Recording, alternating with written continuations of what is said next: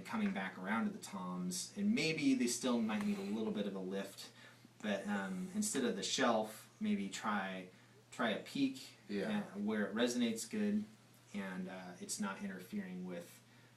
like the bass and the kick and the guitars and everything else.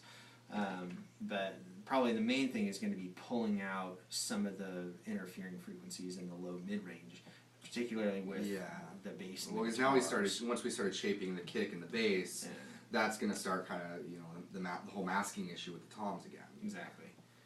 So I would try just like bringing out a little bit of like the high mid definition of the toms, but wait until you've cleaned up the rest of the stuff first, subtract it first, then go back through, and start boosting where you need to, just by like a soft cue, and not too wide but not too narrow, so it doesn't sound pokey. So it doesn't seem like things are popcorning out of the mix.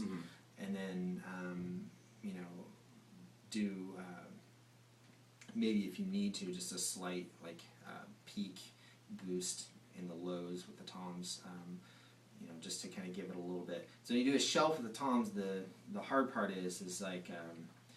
getting those low masking frequencies out of them. So you can do one of two things. You can either do a peak, or you could do a shelf but do a high pass. But then you run into like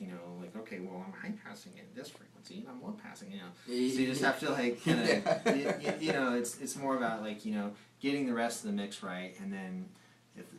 kind of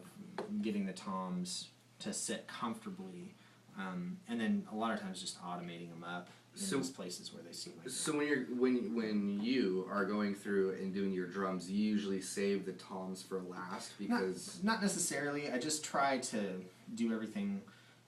in sort of subtle small steps, and you end up kind of circling through a bunch of times, but that's just the game. You have to kind of like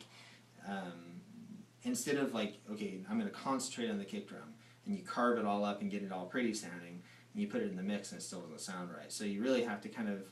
use both your experience and your ears and go, okay, well, I know that typically the kick and the bass are always fighting in these low and mid frequencies. So I have to go through and I can kind of guess from experience that this is going to be a problem here and this is going to be a problem here, so I'll maybe make a little cut here, a little boost there, and then put it back in the mix, listen to how it's sounding with the bass. And really what you have to do is go through, solo up these two, solo up the bass, add the guitar, go back, put it back in the mix, and you just have to kind of keep going back through all the steps until you find that sort of happy place where everything is and like I was telling you earlier, I mean, just even the little bit of shaping that we've done so far has really tightened up kind of the bottom of those drums. And definitely.